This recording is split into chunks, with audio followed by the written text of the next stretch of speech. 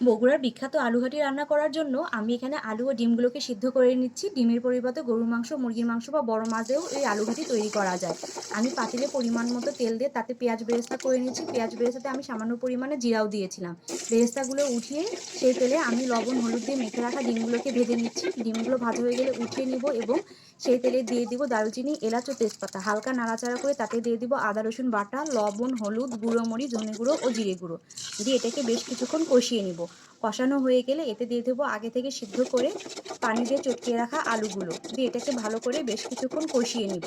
এটা কিন্তু অনবরত নাড়তে থাকতে হবে, না হলে আলুগুলো কিন্তু পাতিলের সাথে লেগে যাবে।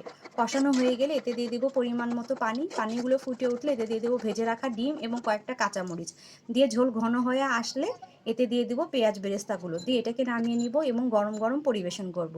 আশা করছি বগুড়ার বিখ্যাত আলুঘাটির রেসিপিটি আপনাদের ভালো লেগেছে। ভালো লাগলে আমার পাশেই থাকবেন। আল্লাহ হাফেজ।